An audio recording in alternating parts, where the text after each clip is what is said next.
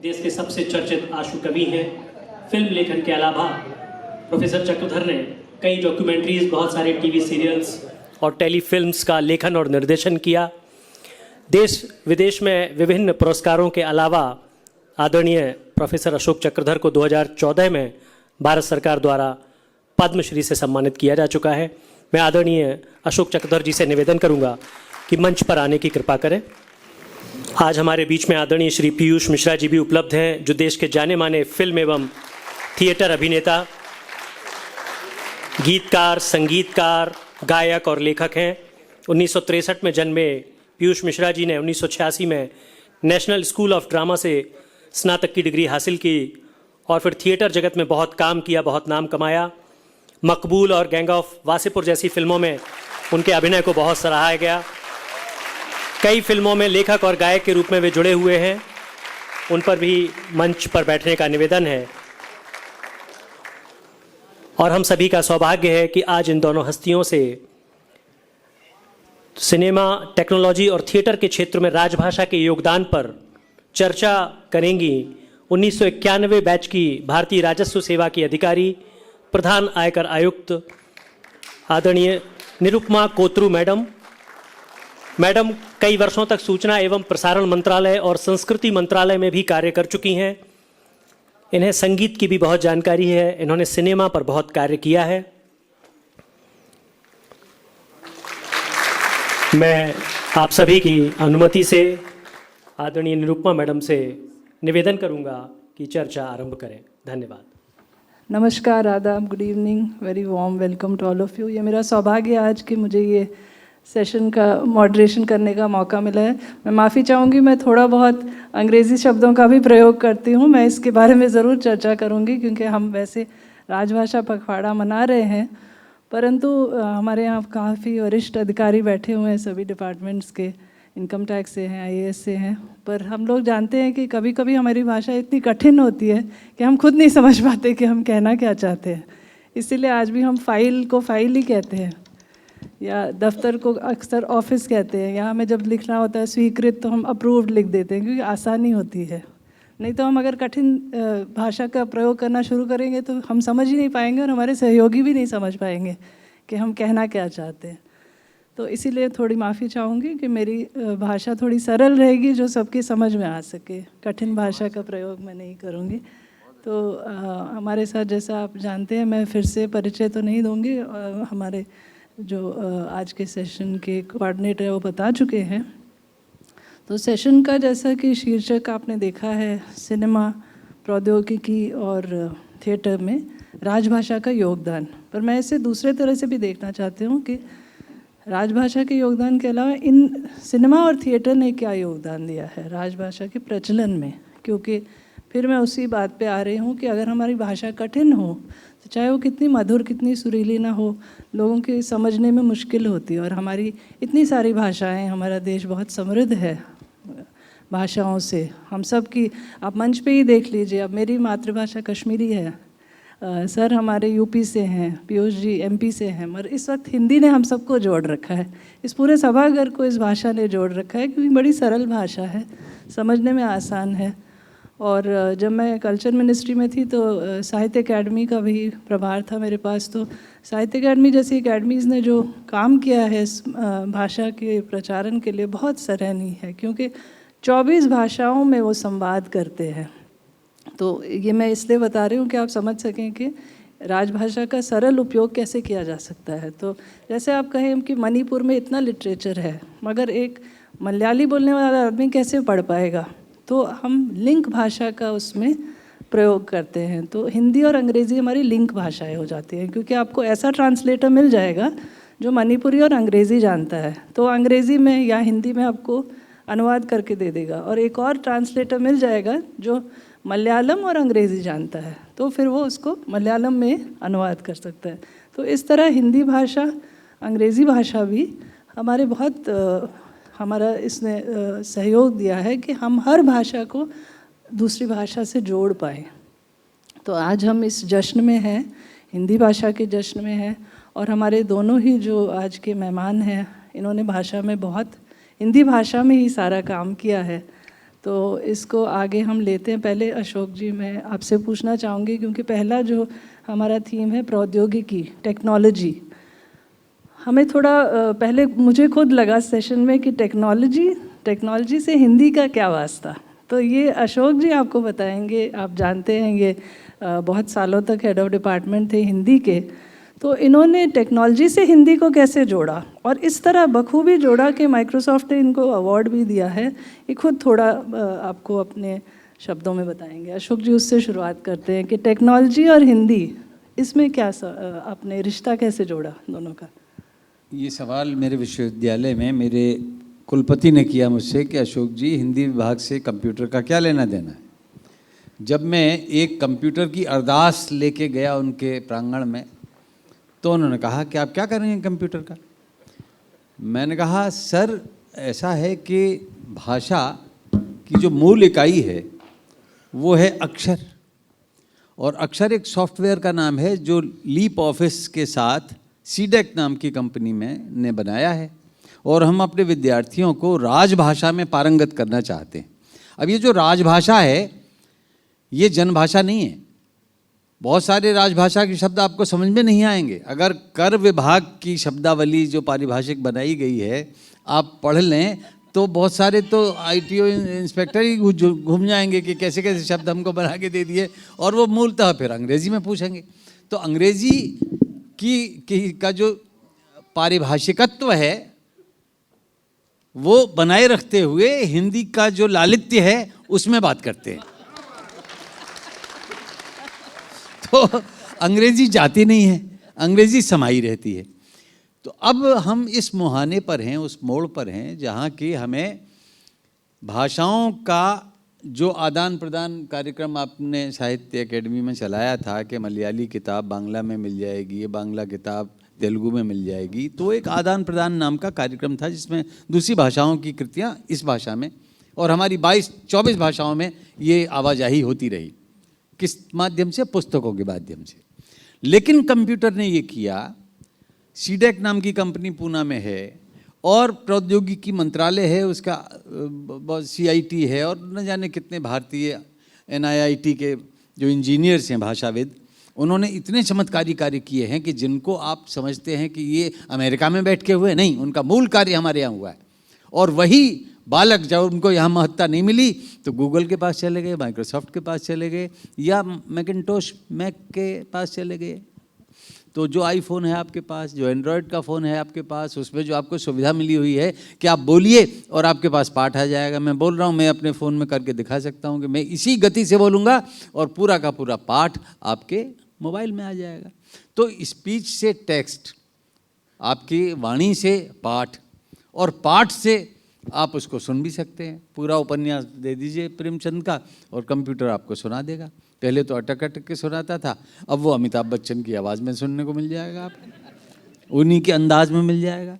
तो जो भाषा का अंदाज है, एक और नई चीज़ आई, अब तो बहुत पुरानी हो गई है लेकिन हमारे देश के लिए वो लगभग नई है और निरंतर सक्रिय है, वो है कृत्रिम योग्यता, आर्टिफिशियल इंटेलिजेंस। और वो आपके वाक्य की संरचना को अपनी तरफ से तो दुरुस्त करती है, चुस्त करती है, लेकिन जो भाषाविद हैं माथा भी पीट लेते हैं, यार हमारे लिखे को तुम कैसे बदल रहे हो, तुमने कैसे अपनी योग्यता का इसमें निवेश कर दिया, हम तो नहीं चाहते। बहरहाल दोस्तों, लगभग 30 वर्ष से मैं प्रौद्योगिकी से भी जुड़ा हुआ हूँ। वो लंबा इतिहास है, मैं नहीं बताऊँगा क्योंकि जो सरसता है हमारी बातचीत की वो चली जाएगी। मैंने डॉस कमांड्स भी सीखी। मैंने जब विंडोज़ 3.1 आया, फिर विंडोज़ 95 आया, फिर विंडोज़ 98 आया, फिर 2000 आया, फिर XP आया, फिर विस्टा आया, फिर विंडोज़ 10 आया, फिर 365 डिग्री घुमाने वाला ऑफिस का सूट भी आया, और अब विंडोज़ 11 आया। अब लगातार विकास हो रहा है। तो न केवल माइक्रोसॉफ्ट ने बल्कि गूगल ने बहुत ज़्यादा काम किया। अनुवाद आपको मिल सकता है, भाषाई अनुवाद एक क्लिक में, वो कृत्रिम योग्यता इतनी झटपट कर देती है। आपके सबके मोबाइल में जब आप गूगल सर्च करते हो तो एक लेंस का कोने में आता है आइकन, उस लेंस को आप इनकी किताब पे रख लीजिए, दिखा दीजिए उसको, आप समझेंगे कि फोटो खींचा है, नहीं, उसने टेक्स्ट सूत लिया इसमें से और उसको कहीं भी प्रिंट कर सकता है। वो कहीं भी अपने किसी भी सॉफ्टवेयर में, वर्ड में या पेज मेकर पे जाए या इन डिज़ाइन में जाए या कहीं भी जाएं, वो टेक्स्ट ज्यों का त्यों आ जाएगा और रख जाएगा। तो इसमें एक बहुत बड़ा योगदान था यूनिकोड का। यूनिकोड पे आगे कभी चर्चा करेंगे। वो भी हमारे लिए एक वरदान चीज़ हुई भाषाओं के लिए। और इस समय भारत की सभी भाषाओं में हमें जुड़कर चलना है। हम सब जो अलग अलग भाषाओं की लड़ाई लड़ते थे, कंप्यूटर एक ऐसी शक्ति है जिसने सब भाषाओं का मिलन करा दिया है। लिप्यंतरण हो जाता है। मैंने हिंदी में चिट्ठी लिखी और वो आपका कंप्यूटर तमिल लिपि में लिख देगा। यानी चूंकि हमारी भाषाएं फोनेटिक है, जो लिखो सो पढ़ो, ध्वन्यात्मकता है उनके अंदर, तो वो ध्वनि परकता आपको तमिल में हिंदी पढ़वा देगी। आप किसी तमिल भाषी को अपनी हिंदी बोलिए तो वो पढ़ेगा हिंदी, समझ में नहीं आएगी उसके। मैं पढ़ूंगा तमिल, समझ में नहीं आएगी मेरे, लेकिन एक दिन तो ऐसा आएगा जब तमिल मुझे अच्छी लगेगी, फिर मैं उनके शब्दों के अर्थ ढूंढूंगा। ऐसे ही उसको हिंदी अच्छी लगेगी, वो उसके अर्थ ढूंढेगा। तो दरअसल शब्दों के पीछे जो सार्थकता है वो कंप्यूटर ने बढ़ाई है और आपके मोबाइल के माध्यम से बढ़ाई है, अनजाने बढ़ाई है। मोह को कहाँ ढूंढे रे बंदे, मैं तो तेरे पास में, अभी हम सुन रहे थे कबीर का गायन। उसी तरह से वो ऊपर से झरने वाला रस है। हम अमृत समझ के अपनी ओक तो लगाएं, हम धोख तो बजाएं टेक्नोलॉजी के आगे कि उसने कितना काम किया है, बहुत ज़्यादा काम किया है। आपको मैं सिर्फ एक बात कह के आगे बढ़ाता हूँ चर्चा को कि आपके जाने या अनजाने पहली बार लगभग 25-30 साल पहले सबसे पहले कंप्यूटर ने हिंदी का जो काम किया था वो रेलवे की टिकट में किया था।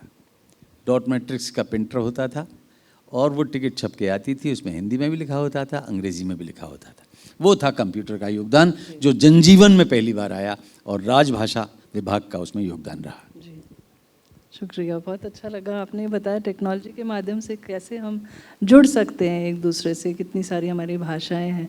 तो अब थोड़ा मेरे पसंदीदा क्षेत्र सिनेमा की तरफ थोड़ा बढ़ते हैं। पीयूष जी, आपका भी जो क्षेत्र है, तो पीयूष जी का काम, इनके काम के बारे में तो आप सब जानते हैं। मैं थोड़ी चर्चा करना चाहूँगी हिंदी सिनेमा में लिरिक्स जो हैं, हमारे फिल्म लिरिक्स, और किस तरह हमारे इतने महान जो कवि हैं उन्होंने भी लिरिक्स लिखे। जैसे हम उदाहरण ले सकते हैं गोपाल दास नीरज जी की, जिन्होंने कितने सरल भाषा में बादल बिजली चंदन पानी जैसा अपना प्यार, प्रेम पुजारी के गीत लिखे, या शैलेंद्र जी महाकवि हमारे, और बड़ी सरल हिंदी में इतनी प्यारी प्यारी बातें कह जाते थे। श्री 420 में जैसे उनका गाना है, दिल का हाल कहे दिन वाला, सीधी सी बात ना मिर्च मसाला, कह के रहेगा कहने वाला। बड़ी प्यारी सरल सी अपनी जो भी दुविधा थी मेन कैरेक्टर की वो बताते थे। ये सब बड़े महान कवि थे। साहिर साहब थे, वो हिंदी में भी इतना अच्छा लिखते थे। जैसे उन्होंने लिखा था, मन रे तू काहे न धीर धरे।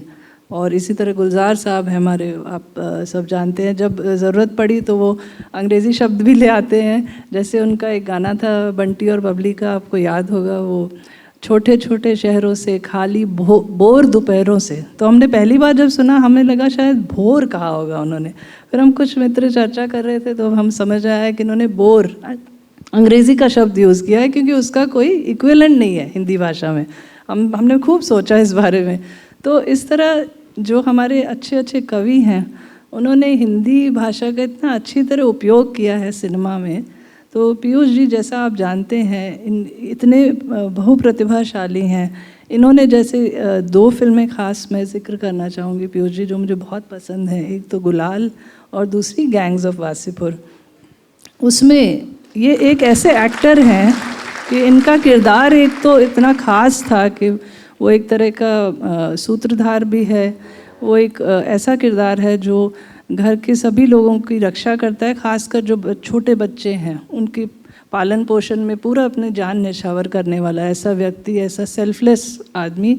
और वो किस तरह अपने उन बच्चों के लिए एक तरह से आशीष वचन देता है। जैसे गैंग्स ऑफ वासेपुर का बड़ा आपने सबने सुना होगा, मेरा बहुत पसंदीदा गाना है। मैं आपसे गुजारिश करूँगी उसको गा के भी सुनाएं, क्योंकि आप ये जानते होंगे कि पीयूष जी लिखते भी हैं और कंपोज भी करते हैं खुद। कितनी बड़ी बात है। आप सोचिए, एक एक्टर जो बोल रहा है ज़्यादातर ये होता है कि कोई और लिखता भी है और कोई उसको कंपोज करता है। इन्होंने गुलाल के जो गाने हैं कंपोज भी किए हैं, लिखे भी हैं, गैंग्स ऑफ वासीपुर का।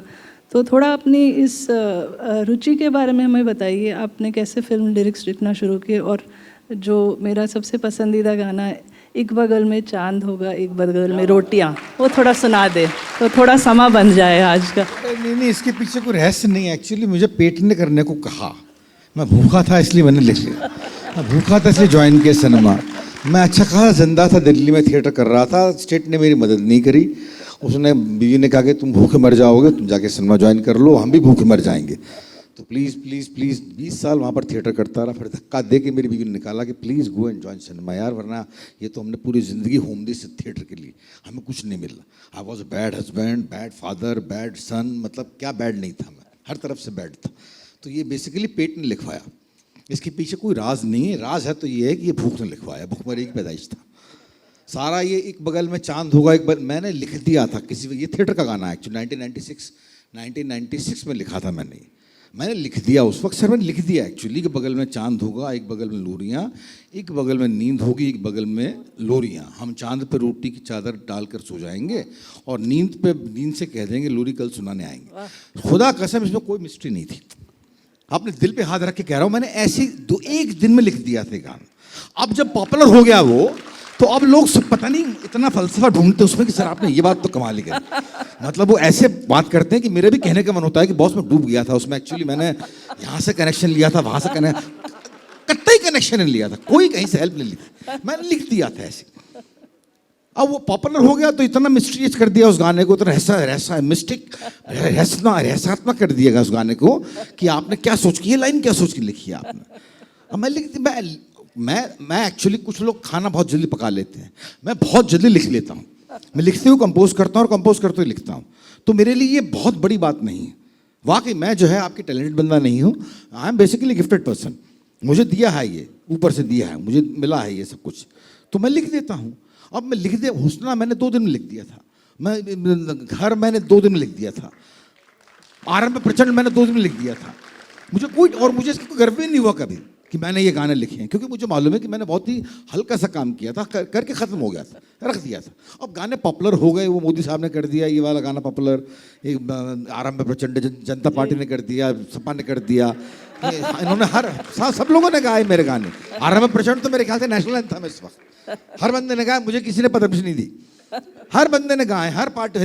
कांग्रेस को कुछ नहीं मिला तो उसने बगल में चांद होकर गा दिया एक उसका, कि जब इसके राइट्स चले गए हैं, हर बंदा आरंभ प्रचंड गा रहा है तो मैं एक बगल में चांद होकर गा दूं।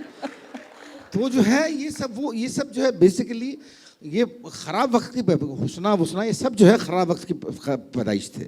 जब मैं भूखा मर रहा था, जब मैं थिएटर कर रहा था, जब मैं पैसे नहीं कमा रहा था, नाकारा था, गैर जिम्मेदार था, बहुत ही ख़राब पति था, बहुत ही ख़राब हस्बैंड था, बहुत ही ख़राब बाप था, बहुत ही ख़राब बेटा था। उस वक्त की पैदाइश है। एक बगल में चांद होगा एक बगल में रोटियां, एक बगल में नींद होगी एक बगल में लोरियां। हम चांद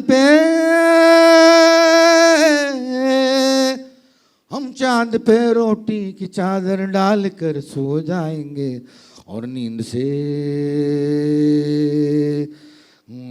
से कह देंगे लोरी कल सुनाने आएंगे, और नींद से कह देंगे लोरी कल सुनाने आएंगे। एक बगल में खनखनाती सीपियाँ हो जाएंगी, एक बगल में कुछ रुलाती सिसकियाँ हो जाएंगी। हम सीपियों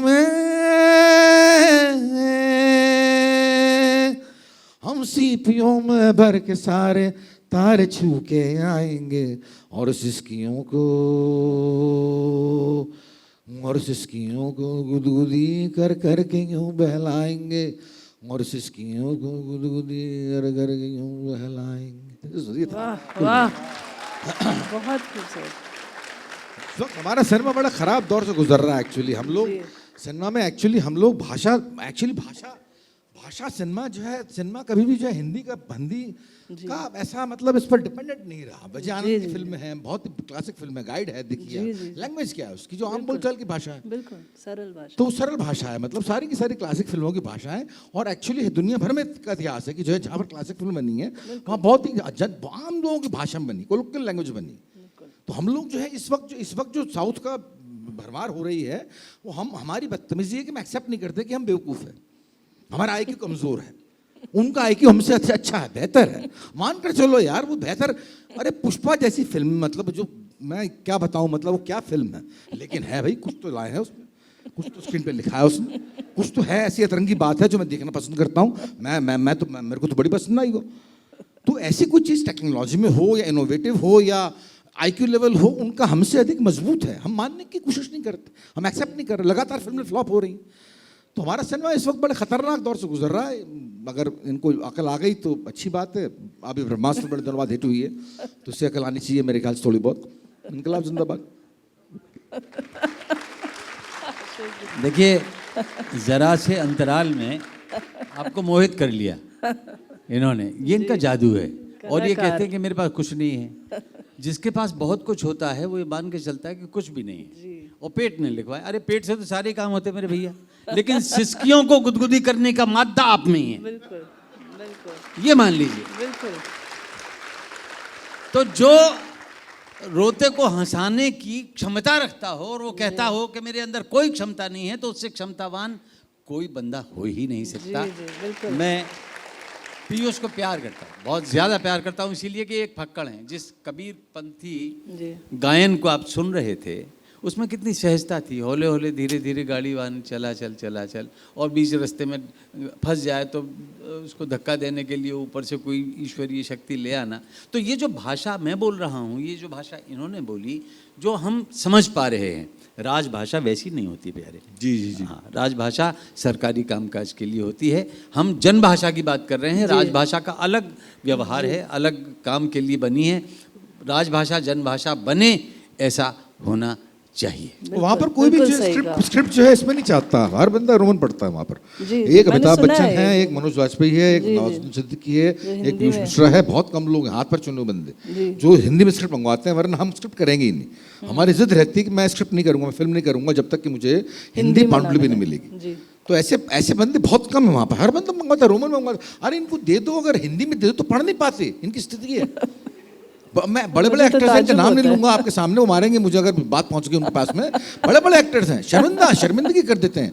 मतलब वो कहते हैं किसी और से रीडिंग करवा लो, उनके बजाय रीडिंग जो होती है वो 3-4 लोग डमी लाए जाते हैं उनकी रीडिंग करने के लिए, क्योंकि खाली इसलिए कि पांडुलिपि हिंदी में नहीं पढ़ते वो। मुझे ताजुब होता है क्योंकि वो मात्राएं मुझे समझ ही नहीं आती। अगर मैं रोमन में लिखूं तो सब उल्टा सुल्टा पढ़ दूं। लेकिन उसमें तो एक्सपर्ट है। देखिए, इसमें टेक्नोलॉजी का जरा सा योगदान मैं बताता हूँ। मैं पानीपत के संवाद लिख रहा था भैया, और जब आई स्क्रिप्ट मेरे पास, स्क्रीन प्ले आया, तो पूरा का पूरा वो अंग्रेजी में था, और जो डायलॉग थे वो भी रोमन भाषा में थे। तो मैंने आशुतोष जी से कहा कि भैया इसमें जो संवाद बोले जाएंगे वो तो हिंदी भाषा में, लिपि में होने चाहिए।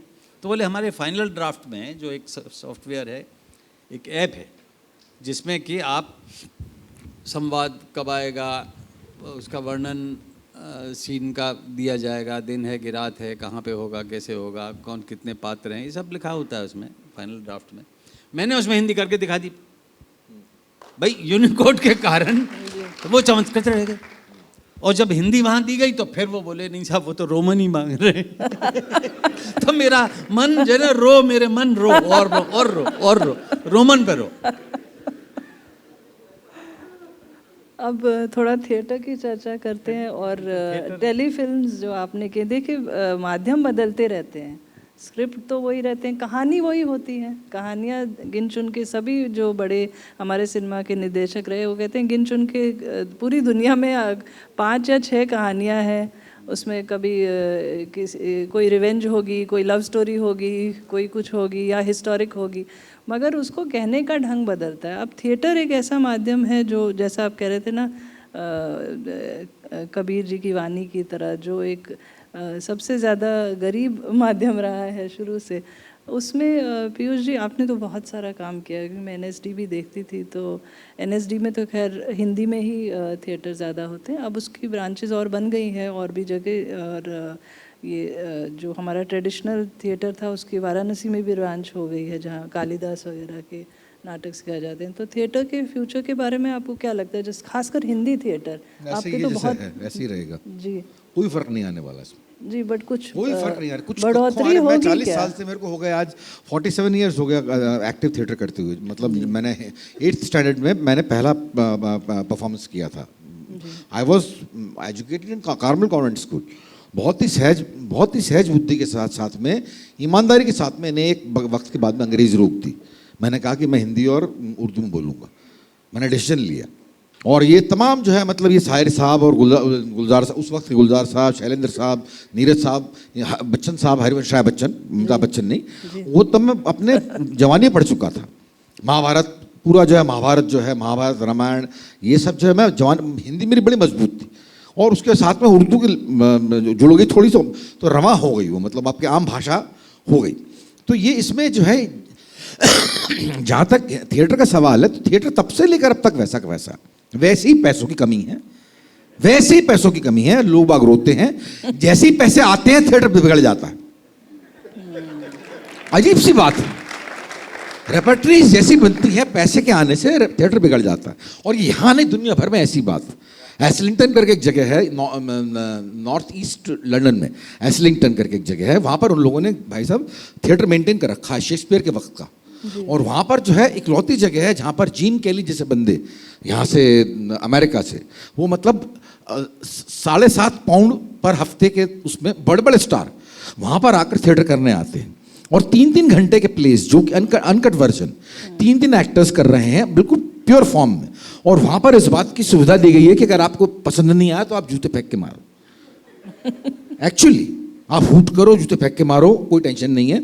मतलब यहाँ पर आएंगे और पड़े रहते हैं, 6-6 महीने लगातार करते रहते हैं। लेकिन जैसे ही वापस जाते हैं, वहाँ पर ब्रॉडवे चाहिए उनको, ऑफ ब्रॉडवे चाहिए उनको, म्यूजिकल प्लेस चाहिए उनको, उसमें पैसे हैं। दुनिया भर में कहीं भी जहाँ पर पैशनेट थिएटर हुआ है उसमें पैसे नहीं। अजीब सी बात, पैसे कभी नहीं रहे, अजीब सी बात। और मैंने इतना थिएटर किया, पैसे कभी नहीं रहे। अब जब पैसे हो गए, जब मैं थिएटर करने की कोशिश कर रहा हूँ तो मैं नहीं कर पा रहा।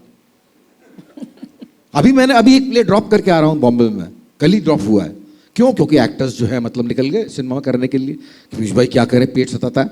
आपके जूनियर्स हैं एनएसडी के, आप हमको समझो, हमें जो सिनेमा करने के लिए आए, हम थिएटर करने के लिए आए। सही बात है भाई, उनको कैसे रोकें? वो थिएटर जैसा था वैसा के वैसा रहा है आज तक। और जो है इसमें उतना ही पैशन रहेगा जितना पहले था। आज भी उतने पैशनेट है लोग बाग, यंगस्टर्स बहुत पैशनेट है। यंगस्टर्स जो 2 चीज़ों के लिए बड़ा पैशनेट है। एक तो यूट्यूब के जरिए मालूम पड़ता है, पोइट्री के लिए बहुत पैशनेट, लिखने के लिए बड़ा पैशनेट है यंगर जनरेशन। गुलाल जब मैंने लिखी थी तो मुझे लगा था कि सबसे अधिक ये इन्हीं के सर से गुजरेगी। लेकिन आज आराम में प्रचंड सबसे अधिक कैंपस में बचता है। मुझे बोलते हैं आराम में प्रचंड सबसे अधिक हम कैंपस में जाते हैं। तो ये उतनी पैशनेट है जनरेशन। लेकिन जैसे ही 5 कदम आगे बढ़ती है, ये खत्म हो जाता है। इन्हें सिनेमा में बहुत ग्लैमर है। सिनेमा तो अब कौन नहीं करना चाहता। IPS ऑफिसर से लेकर जो IAS ऑफिसर तक जो सिनेमा में एक एंट्री तो कम से कम लेना चाहते हैं कि सर एक एंट्री ला दो, कल पार्टी में बोलना है कि हमने उनकी फिल्म में एक्टिंग की थी। तो ये जो है, ये इसमें ज़्यादा मारामारी की ज़रूरत नहीं है और ना ही इसमें अधिक चिंता करने की ज़रूरत है। थिएटर जैसा था वैसे ही रहेगा और उसमें कोई फ़र्क नहीं आएगा। और इसमें कोई फ़र्क नहीं आएगा, अभी तक तो आया नहीं। हाँ जी, नहीं आपसे अभी तक तो आया नहीं। कम से कम जितना मैंने देखा है, एक्टिव थिएटर किया है, अभी तक तो आया नहीं। कम से कम आगे आ जाए तो भगवान जाने, मतलब बहुत बढ़िया हो जाएगा। अब चूंकि आपने आरंभ है प्रचंड का जिक्र किया, उसकी भी 2 लाइनें सुना दे, क्योंकि शायद सबने ना सुनी हो और बहुत बढ़िया गाना है वो। आरंभ है प्रचंड बोल मस्तकों के झुंड, आज जंग की घड़ी कि तुम गुआड़ दो। आरंभ है प्रचंड बोल मस्तकों के झुंड, आज जंग की घड़ी कि तुम गुहार दो। आन बान शान या कि जान का हो दान, आज एक धनुष के बाण पे उतार दो। आरंभ है प्रचंड, हो दया का भाव या कि शौर्य का चुनाव, या कि हार का वो घाव तुम ये सोच लो। या कि पूरे भाल पर जला रहे विजय का लाल लाल ये गुलाल तुम ये सोच लो। रंग केसरी हो या मृदंग केसरी हो या केसरी हो ताल तुम ये सोच लो। जिस कवि की कल्पना में जिंदगी हो प्रेम गीत, उस कवि को आज तुम नकार दो। फूलती रगों में आज भीगती मसों में आज, आग की लपट का तुम बघार दो। आरंभ है प्रचंड। वाह क्या बात, वाह बहुत बढ़िया। तो अशोक जी, अब क्योंकि हम ये साहित्य उत्सव है तो मैं साहित्य का थोड़ा सा जिक्र करना चाहूँगी कि कहीं ये समझा जाता है कि साहित्य और सिनेमा का जो रिश्ता था वो कहीं टूट सा गया, क्योंकि पहले साहित्य जो एडेप्टेशंस होती थी ज़्यादा होती थी, बुक्स की एडेप्टेशन। अच्छा लिटरेचर तो हमारे यहाँ भरमार है, मतलब कोई कमी नहीं है इतनी भाषाओं में। तो आपने तो बहुत सारे स्क्रिप्ट्स भी लिखे हैं, टेलीफिल्म्स लिखी हैं। आपको कुछ लगता है कि इसमें फिर से कुछ कहानियाँ हमारी लोग लिखेंगे? जैसे मैं एक दो उदाहरण देखना चाहूँगी। सत्यजीत रे जी का ही ले लीजिए जिक्र, उन्होंने मुंशी प्रेमचंद जी की सदगति पे भी फिल्म बनाई, शतरंज के खिलाड़ी बनाई। या हमारे बासु चटर्जी थे, उन्होंने दो बड़ी अच्छी जो हमारी नई कहानी मूवमेंट के दो बड़े दिग्गज थे, राजेंद्र यादव जी की कवि सारा आकाश बनाई और मनु भंडारी जी की यही सच है पे रजनीगंधा। इस तरह की कहानियाँ क्यों नहीं आ रही हैं? और सिनेमा में और टेलीफिल्म, अब तो वेब सीरीज़ भी हो गई। देखिए आपको कहीं लगता है कि मतलब ये रिश्ता कुछ खत्म सा हो गया है? देखिए साहित्य कोई जड़ पदार्थ नहीं है और सिनेमा भी नहीं है, वो भी सतत चलता हुआ है और सिनेमा और साहित्य भी चलता हुआ है। साहित्य के मानक क्या हैं, साहित्य क्या है? क्या कोई पटकथा साहित्य नहीं है? पढ़ानी चाहिए। यही अंतर है विदेशी पाठ्यक्रमों में और हमारे में कि हम रूढ़ और गूढ़ को ही चाहते हैं। ये जो गीत इन्होंने सुनाया, इसमें कौन सी हिंदी इससे ज़्यादा परिनिष्ठित लिख के दिखा सकता है? जी। आरंभ है प्रचंड, मतलब प्रारंभ में ही जो प्राचंड्य है उसको आप महसूस कर सकते हैं, आप उसको अनुभूत कर सकते हैं कि वो कितनी प्रचंडता है जो प्रारंभ में ही इतनी है, उत्तरोत्तर तो कितनी और बढ़ जाएगी। इसलिए आज आप ये उम्मीद न करिए कि हम तत्काल किसी भी उपन्यास को या किसी भी कहानी को फिल्मों में अंतरित कर देंगे, फिल्मांतरण कर देंगे उनका। साहित्य का फिल्मांतरण हुआ है लेकिन सभी सफल नहीं हुए।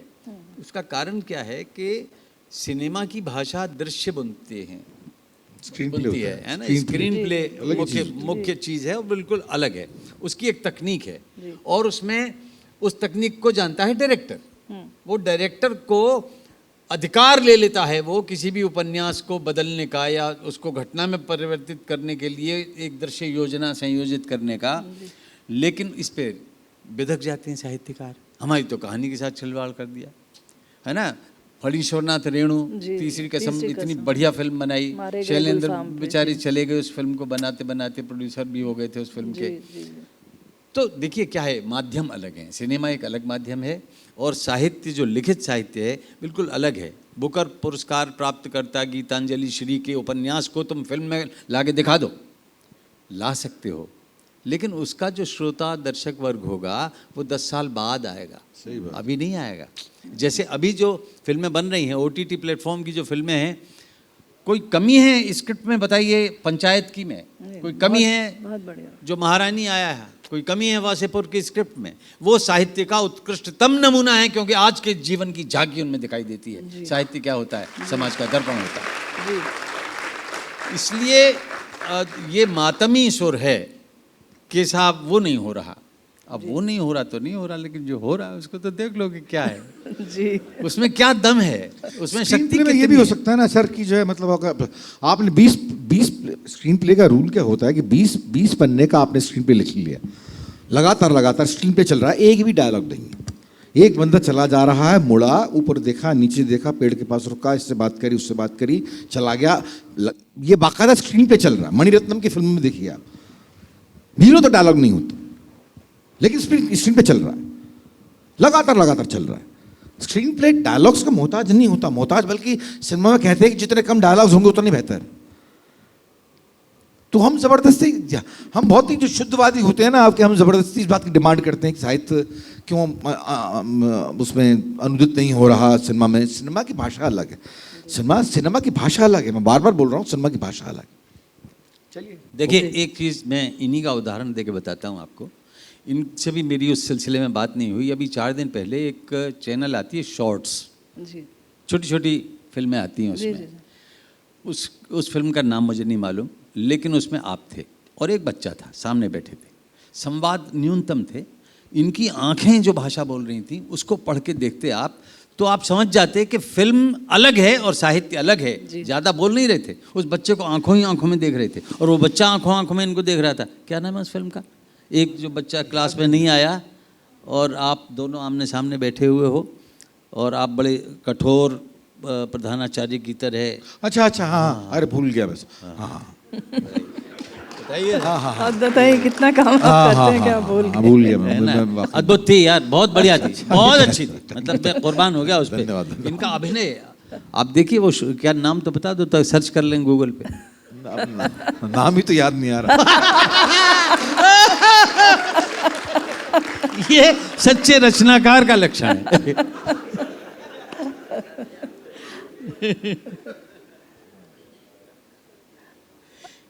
ये ओवर द शोल्डर शॉट, इधर से उधर से, इधर से उधर से, इनकी आंखें, इनके सवाल, बच्चे के जवाब, बच्चे में आत्मविश्वास, इनके मन में दृढ़ प्रतिज्ञा कि इसके आत्मविश्वास को तोड़ के मानूंगा मैं। समझ गया, हाँ सही बात है। वो फिल्म बनी थी, मैं डर भी गया था एक्चुअली बना के, क्योंकि उसमें पूरा का पूरा जो है एंटी मोदी जो है पिक्चराइजेशन था उसका। मुझे तो नहीं लगा। अशोक जी थोड़ा सा अब आगे बढ़ते हैं हम, क्योंकि जब चर्चा कर रहे थे हास्य और व्यंग की, तो आप तो बहुत ही सैटायरिस्ट माने जाते हैं। एक मुझे कविता याद आ रही है, चूँकि फिर मैं वास्ता दूँ, क्योंकि हमारे साथ बहुत सारे आज वरिष्ठ अधिकारी भी बैठे हैं, सरकार और डेमोक्रेसी वगैरह पे आपने बहुत कुछ लिखा है, पर एक बड़ी मुझे मज़ेदार वो हिंदी दिवस पे हर बार मैं देखती हूँ आती है कि राम स्वरूप ने चोरी की, वो थोड़ा सुना दीजिए, वो बड़ा प्यारा सा। जी जी नहीं, वो मुझे यथावत याद नहीं है। जितना प्रसंग यूं याद है कि वो रामस्वरूप ने चोरी की, फलस्वरूप पकड़े गए। तो थानेदार बोला कि भाई जब रामस्वरूप ने चोरी की तो फलस्वरूप क्यों पकड़े गए? ऐसा कुछ उस कविता में सिपाही का और उसका संवाद है। सवाल यही है कि हम इतने अल्पज्ञ हैं कि नहीं जानते कि फलस्वरूप का मतलब क्या होता है। अब जैसे आदरणीय कह रही थी कि बोर का कोई शब्द नहीं मिला हिंदी में, हैं पर लोग जानते नहीं हैं। विषण्ण, मैं सुबह से विषण्ण बैठा हूँ। सर तो कहाँ डालेंगे? वो गाने में आएगा नहीं विषण्ण। और गुलजार साहब डालने तो कौन सुनेगा वो गीत? मैं बताऊंगा अभी निकाल के उसमें से बताऊंगा, लेकिन ना बता दूंगा। सवाल ये है कि हम शब्द गढ़ते हैं और गढ़े हुए शब्द बड़े अच्छे लगते हैं अगर सही प्रसंग और संदर्भ में आ जाएं और आपकी समझ में आ जाएं। छैया छैया भी समझ में आ जाएगा, हर चीज़ समझ में आ जाएगी। दैहिक भाषा के साथ साथ नैहिक भाषा भी जुड़ जाएगी, और वो पारलौकिक तत्व जो ऊपर से उतरता बताया गया, और वो जो भूख गरीबी के कारण हमें कलाएं सूझती हैं और हम बिना सूझे बूझे भी कुछ लिख देते हैं, तो वो उतरा हुआ मान बता देते हैं ना कि ऊपर से आ जाती है। मैं तो बॉर्न आर्टिस्ट हूँ, बॉर्न तो होते ही हैं आर्टिस्ट, लेकिन हालात बनाते हैं, समाज बनाता है, हमारे अड़ोसी पड़ोसी बनाते हैं, हमारे सामाजिक संबंध बनाते हैं, और हमारी अपनी पीड़ाएं, हमें मिले हुए धोखे, हमें मिले हुए प्रसाद, हमें मिले हुए समर्थन, हमें मिला हुए यारी दोस्ती, हमें यारी दोस्ती में छुरा, ये होता है सबसे बुरा, वो भी मिला। तो इस बुरे और अच्छे के बीच में कहीं हम आत्मग्लानि में से भर रहे होते हैं, कहीं हम ज्वालाओं और प्रतिशोध के वातावरण में सब कुछ को बदलने के लिए निकल पड़ते हैं और फिर धक्के खा के बैठ जाते हैं और स्वयं का आत्मघाती रवैया अपना लेते हैं। तो ये जो समाज है भाषा को लेकर इस समय बहुत विचलित है, लेकिन अब हमें अगर देश को एक करना है तो सभी भाषाओं के समर्थन के साथ हिंदी को आगे बढ़ाना है, जो कि पहले नहीं था। अंग्रेजी के बारे में भी एक नज़रिया ये लाना है कि आ तो गई ही है, रहेगी, घुस गई है, आपकी फाइलों में घुस गई है, आपकी स्मृति में घुस गई है। एक ज़रा सी बात बताता हूँ, वो सस्टेनेबल कुछ था, मेरी सुषमा स्वराज जी से बात हो रही थी कि क्या इसके लिए शब्द लाया जाए, सस्टेनेबल, और लोग कहते हैं इसका तो हिंदी में कुछ है ही नहीं। मैंने कहा सस्टेनेबल मतलब दीर्घजीवी, सतत कार्य, नहीं ये सब नहीं चलेंगे। तो मैंने कहा टिकाऊ। कोई चीज़ सस्टेनेबल है तो टिकाऊ से बढ़िया कोई शब्द नहीं होगा, और वो बार बार जगह जगह कहती हैं भाई टिकाऊ करो इसको। अब टिकाऊ करने का राजभाषा विभाग में साहस नहीं है, क्योंकि पारिभाषिक शब्दावली आयोग मारेगा डंडे के तुमने कैसा शब्द बना दिया टिकाऊ। ये लोक भाषा का शब्द कैसे आ गया। तो इस समय राजभाषा विभाग को भी आवश्यकता इस बात की है कि अपने शब्द भंडार को लोक भाषाओं से विकसित करे। वो मालवी से ले, बुंदेलखंडी से ले, निमाणी से ले, बघेलखंडी से ले, वो बैसवारी से ले, वो अवधी और ब्रज भाषा के शब्दों से शब्द ले, वो शब्द जो आम फहम हैं, वो शब्द जो हमारे अंतरात्मा में हमारी माँ के साथ हमको मिले हुए हैं, वो शब्द अगर किताब में आ जाएंगे तो शायद हमारा उद्धार हो जाए। सर अरे मैं निकालता हूँ वो भी मैं बता आपने दूंगा। ढूंढा है हाँ, क्या? लेकिन क्या है, देखिए, आप अगर बहुत ज़्यादा हिंदीकरण करेंगे, मैं केंद्रीय हिंदी संस्थान का उपाध्यक्ष था और मैंने कहीं कह दिया कि भैया इस सबसे ज़्यादा नुकसान पारिभाषिक शब्दावली आयोग ने किया। अरे मेरे पीछे पड़ गए साहब, सब के सब, राहुल देव सबसे ज़्यादा, ये देखिए ये हिंदी अकादमी के भी अध्यक्ष हैं और यहाँ के भी उपाध्यक्ष हैं और ये कैसे कह रहे हैं पारिभाषिक शब्दावली आए। भैया जवाहरलाल नेहरू के ज़माने में लोग कुछ थे जो हिंदी को लाना चाहते थे, हिंदी उनको भी नहीं आती थी, पर चूंकि आंदोलन हिंदी के नाम पे हुआ था इसलिए हिंदी को लाना था। जैसे कि वोट सब देने वाले हिंदी बोलने वाले हैं, बिना हिंदी भाषी हुए आप वोट नहीं आज भी ले सकते। इसका मतलब हिंदी यहाँ ज़्यादा है, वो वोटरों में है। जिस दिन आप हिंदी नहीं सीखेंगे उस दिन आप राजनेता नहीं बन पाएंगे, चाहे आप दक्षिण भारत में रहते हो तब भी नहीं बन पाएंगे। कमल हासन जो हिंदी का विरोध करते हैं वो हिंदी की फिल्मों से ही आगे आए हैं। अभी मैंने सुना उनका इंटरव्यू कि ये हिंदी की उम्र ही क्या है, ये 200 साल पुरानी लैंग्वेज है, इसका कोई हिस्ट्री नहीं है। हमारी तमिल तो भाई हम कोई तुलना नहीं कर रहे, तमिल द्रविड़ भाषाएं पहले से हैं, संस्कृत भी पहले से है, हिंदी का उद्गम वहाँ से है, प्राकृत से है, अपभ्रंश से है, कितनी सारी भाषाएं वहाँ से निकल के आई हैं। और ये जो गाने आज आपने सुने हैं कबीर के, ये 200 साल पुराने हैं क्या, ये 600 साल से ज़्यादा पुराने। और 1100 साल पहले मालवी आ गई थी, क्योंकि मालवा का राजा भोज था। राजा भोज के ज़माने से मालवी के शब्द हिंदी में आए हैं, बुंदेलखंडी के शब्द हिंदी में आए हैं, वो हिंदी की संपदा हैं, धीरे धीरे आए हैं और धीरे धीरे गाड़ी हम हाँक रहे हैं। लेकिन इस गाड़ी को कबीर की गति छोड़ के थोड़ा ऐसे हाँकना होगा जैसे जगन्नाथ जी का रथ बढ़ता है। हिंदी को कोई प्यार नहीं करता, हिंदी से प्यार करना शुरू करिए। प्यार करना शुरू करेंगे तो जगन्नाथ जी का भारी रथ अगर मिल के रस्सी खींचेंगे तो हिंदी की कहीं जाएगी। इस समय हालत ये है कि हिंदी के जो अधिकारी हैं या हिंदी के जो प्रवक्ता हैं वे सब अपने घोड़ों को, अपने रथ को आगे बढ़ाना चाहते हैं, लेकिन कुछ अंग्रेजी दां अधिकारी वर्ग, क्षमा किया जाए, वो अपने उल्टी दिशा में घोड़े लगा देते हैं कि तू उधर खींच मैं इधर खींचता हूँ। चलिए कहीं तो चीज़ रुकेगी ना, कहीं रुकेगी और हिंदी थकेगी नहीं, क्योंकि हिंदी लड़ती नहीं है। आप जैसा उसके साथ व्यवहार करो, लेकिन हिंदी एक नहीं है, हिंदी अनेक है।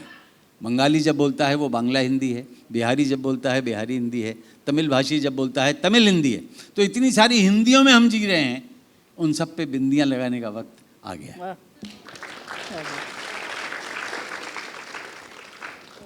पीयूष जी, हाँ, खास बहुत फरमाइशें आई हैं। आप अपनी किताब से एक कविता सुना दें, खासकर जो फैज़ अहमद फैज़ की जो कुछ इश्क किया कुछ काम किया से आपने कहा था इंस्पायर होकर आपने लिखा है, वो काम भला क्या काम हुआ, वो ज़रा अपनी किताब में से। फैज़ साहब ने कहा था एक्चुअली बहुत पहले कि वो लोग बहुत खुशकिस्मत थे, वो लोग बहुत खुशकिस्मत थे जो इश्क को काम समझते थे या काम से आशिकी करते थे जी। वो लोग बहुत खुशकिस्मत थे जो इश्क को काम समझते थे या काम से आशिकी करते थे। हम जीते जी मसरूफ रहे, कुछ इश्क किया कुछ काम किया। वो लोग बहुत खुशकिस्मत थे जो इश्क को काम समझते थे या काम से आशिकी करते थे। हम जीते जी मसरूफ रहे, कुछ इश्क किया कुछ काम किया। काम इश्क के आड़े आता रहा, कभी इश्क में काम उलझता रहा। काम इश्क के आड़े आता रहा, कभी इश्क में काम उलझता रहा। आखिर में तंग आकर हमने दोनों को अधूरा छोड़ दिया। तो ये तो कहा था फैज़ साहब ने। तो फैज़ साहब की आखिरी लाइन जो मुझे पसंद नहीं आई थी कि काम को अधूरा छोड़ना और इश्क को अधूरा छोड़ना मतलब पापी आशिक से अधिक शर्मनाक कोई दर्जा नहीं।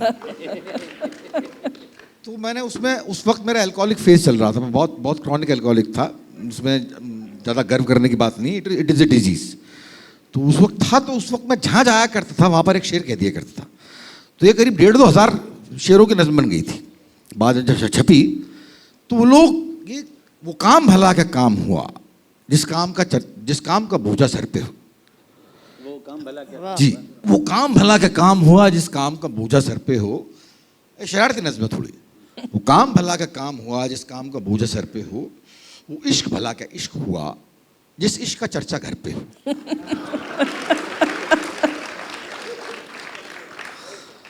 वो काम भला का काम हुआ जिस काम का बोझा सर पे हो। वो इश्क भला का इश्क हुआ जिस इश्क का चर्चा घर पे हो। वो काम भला का काम हुआ जो मटर सरी का हल्का हो। वो काम भला का काम हुआ जो मटर सरी का हल्का हो। वो इश्क भला क्या इश्क हुआ जिसमें न दूर तहलका हो। वो काम भला का काम हुआ जिसमें न जान रगड़ती हो। वो काम भला का काम हुआ जिसमें न जान रगड़ती हो। और वो इश्क भला क्या इश्क हुआ जिसमें न बात बिगड़ती हो। और वो काम भला का काम हुआ जिसमें साला दिल रोज आए। वो काम भला का काम हुआ जिसमें साला दिल रोज आए। और वो इश्क भला क्या इश्क हुआ जो आसानी से हो जाए। अच्छा, ये थोड़ा सा नॉनवेज है, बियर कीजिएगा। वो काम भला का काम हुआ जो मजा नहीं दे विस्की का। वो काम भला का काम हुआ जो मजा नहीं दे विस्की का। और वो इश्क भला क्या इश्क हुआ जिसमें न मौका सिसकी का। और ये बड़ा गंभीर शेर है कि वो काम भला का काम हुआ जिसकी न शक्ल इबादत हो। वो काम भला का काम हुआ जिसकी न शक्ल इबादत हो। और वो इश्क भला क्या इश्क हुआ जिसकी दरकार इजाजत हो। वो काम भला का काम हुआ जो कहे घूम और ठग ले बे। वो काम भला का काम हुआ जो कहे घूम और ठग ले बे। वो इश्क भला का इश्क हुआ जो कहे चूम और भग ले बे। और वो काम भला का काम हुआ कि मजदूरी का धोखा हो। वो काम भला का काम हुआ कि मजदूरी का धोखा हो। वो इश्क भला का इश्क हुआ जो मजबूरी का मौका हो। और वो काम भला का काम हुआ जिसमें न ठसक सिकंदर की। वो काम भला का काम हुआ जिसमें न ठसक सिकंदर की। वो इश्क भला का इश्क हुआ जिसमें न ठरक हो अंदर की। बहुत लंबी है ये। वो काम भला का काम हुआ जिसमें न लहू महकता हो। वो काम भला का काम हुआ जिसमें न लहू महकता हो। वो इश्क भला का इश्क हुआ जो एक चुम्बन में थकता हो। और आगे चली जाती है। वो पॉलिटिकल इंटरप्रिटेशन भी है। वो काम भला का काम हुआ जिसमें अमेरिका बाप बने। वो काम भला का काम हुआ जिसमें अमेरिका बाप बने। वो इश्क भला का इश्क हुआ जो वियतनाम का शाप बने। और वो काम भला का काम हुआ कि बिन लादेन को भा जाए। वो काम भला का काम हुआ कि बिन लादेन को भा जाए। वो इश्क भला का इश्क हुआ जो चबा मुशर्रफ खा जाए। लंबी है जितनी आप कुछ एक। वो काम भला का काम हुआ जो दुबई फोन पे हो जाए। वो काम भला का काम हुआ जो दुबई फोन पे हो जाए। वो इश्क भला का इश्क हुआ जो मुंबई आके खो जाए। ऐसे ही है। वो काम भला का काम हुआ जो ना साला आनंद से हो। वो काम भला का काम हुआ जो ना साला आनंद से हो। वो इश्क भला का इश्क हुआ जो नहीं विवेकानंद से हो। वो काम भला का काम हुआ जो चंद्रशेख आज़ाद ना हो। वो काम भला का काम हुआ जो चंद्रशेख आज़ाद ना हो। और वो इश्क भला का इश्क हुआ जो भगत सिंह की याद ना हो। अच्छा, मुझे मिल गई। जी जी जी बताइए। वो मैंने ढूंढ ली, एक छोटी सी कविता है, सुना जी जी इरशाद इरशाद जिसकी फरमाइश रंजीत कर रहे थे। जी। श्रीमान जी से बोली मिसेज निधि, बच्चों को हिंदी सिखाऊं किस विधि। जानती हूं कि बिना हिंदी में गति लाए इन्हें कोई भारतीय संस्कृति कैसे समझाए। अमेरिका में रहते हैं।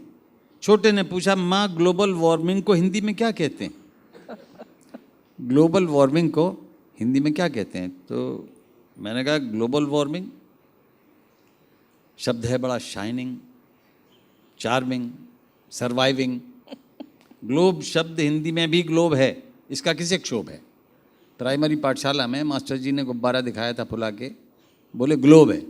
किसी ने उसकी हिंदी नहीं पूछी, तब से ग्लोब बोलते आ रहे हैं हम। नहीं, कौन कौन कहेगा अंग्रेजी है? हमारे लिए तो प्राइमरी पाठशाला में पढ़ी हुई हिंदी है ना। ग्लोब शब्द हिंदी में भी ग्लोब है, इसका किसे क्षोभ है। अगर लाई जाए थोड़ी और नरमी तो कर लीजिए ग्लोबल गर्मी।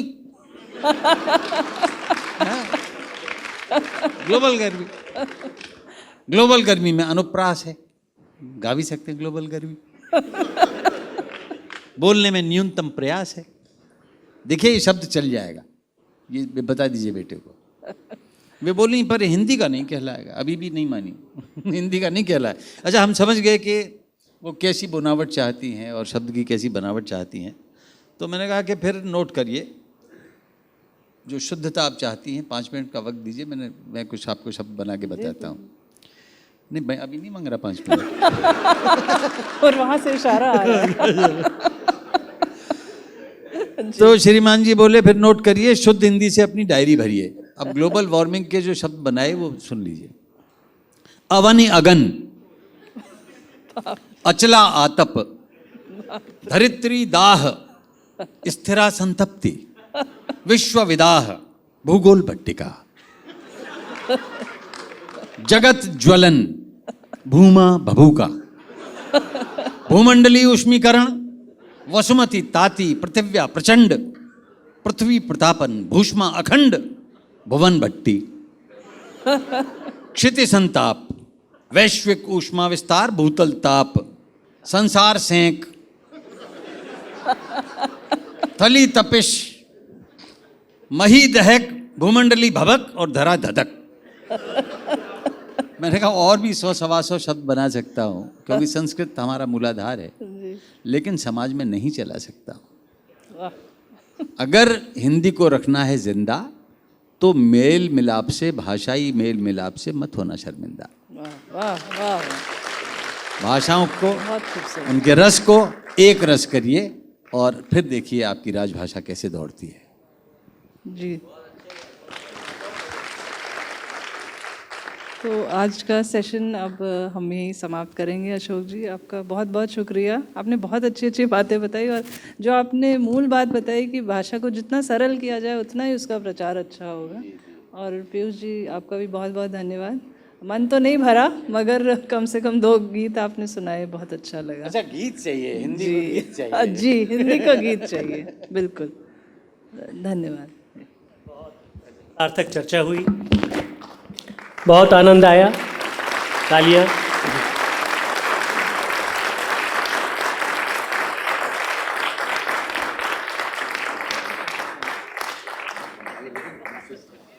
प्लीज। लाहौर के उस पहले जिले के 2 परगना में पहुंचे, रेशम गली के दूजे कूचे के 4थे मकाम में पहुंचे। कहते हैं जिसको दूजा मुल्क उस पाकिस्तान में पहुंचे।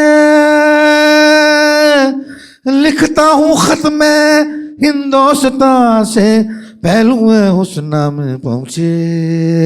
हुस्ना मैं तो हूँ बैठा, वो हुस्ना मेरी यादों पुरानी में खोया। पल पल को गिनता, पल पल को चुनता, बीती कहानी में खोया। पत्ते जब झड़ते हिंदुस्तान में, यादें तुम्हारी बोले। होता उजाला हिंदुस्तान में, यादें तुम्हारी बोले। हुस्ना मेरी ये तो बता दो, होता है ऐसा क्या उस गुलिस्तान में रहती हो नन्ही कबूतर सी गुम तुम जहां। हुस्ना पत्ते क्या झड़ते हैं पाकिस्तान में, वैसे ही जैसे झड़ते यहाँ। हुस्ना होता उजाला क्या वैसा ही है जैसा होता हिंदुस्तान में। हाँ ओ हुस्ना, हीरो के रांझों के नगमे क्या भी सुने जाते हैं। हाँ वहाँ ओ हुस्ना,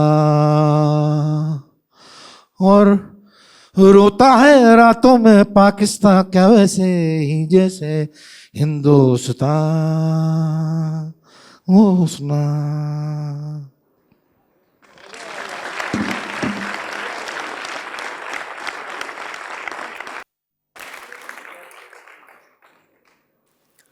कई बार हम कोई वस्तु ढूंढते हैं और सीधे शब्दों में कहें तो खाद्य पदार्थ ढूंढते हैं, पेय पदार्थ ढूंढते हैं कि हम कुछ भूल जाएं, हम अपनी परेशानियां भूल जाएं। आज देखिए, इस चर्चा में हमें कुछ याद नहीं था इस चर्चा के अलावा। मुझे नहीं लगता जब चर्चा चल रही थी तो इस सभागार में मौजूद कोई भी व्यक्ति कुछ और सोच पा रहा होगा या उसका ध्यान कहीं भटक पा रहा होगा। इतनी शानदार, इतनी सार्थक चर्चा। हम चांद पर रोटी की चादर डालकर सो जाएंगे, हम नींद से कह देंगे लोरी कल सुनाने आएंगे। प्रचंड लिखा है, प्रचंड गाया है आदरणीय पीयूष मिश्रा जी ने, और हम सबके बहुत ही प्रिय, जिनकी उपस्थिति हमें गौरवान्वित महसूस कर रही है, आदरणीय अशोक चक्रधर जी, जिन्होंने कहा कि राजभाषा को जन भाषा बनाना होगा और निश्चित रूप से हमें हिंदी की शब्दावली को और अधिक अच्छा बनाना होगा, उसमें नए शब्दों को लाना होगा, तब हम राजभाषा को जन भाषा बना पाएंगे।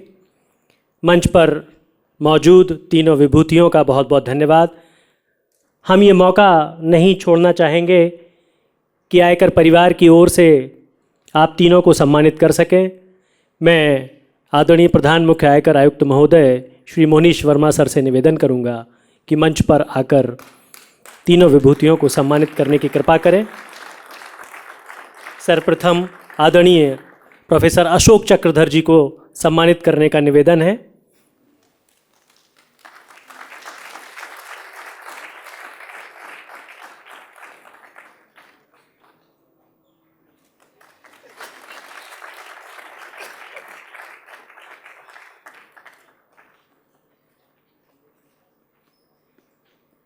इसके पश्चात निवेदन है कि आदरणीय पीयूष मिश्रा जी को स्मृति चिन्ह, शॉल और श्रीफल देकर सम्मानित करें। आदरणीय मोनीश वर्मा सर।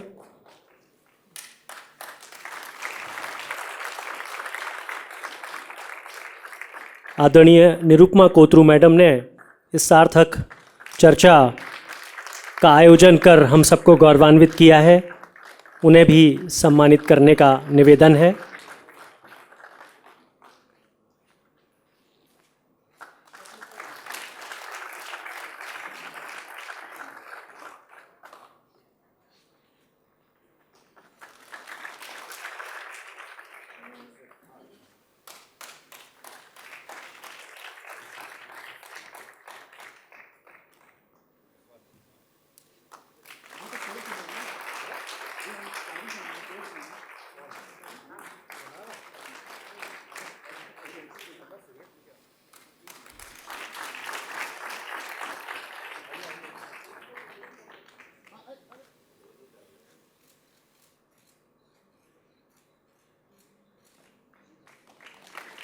बहुत बहुत धन्यवाद। धन्यवाद सर, धन्यवाद मैम।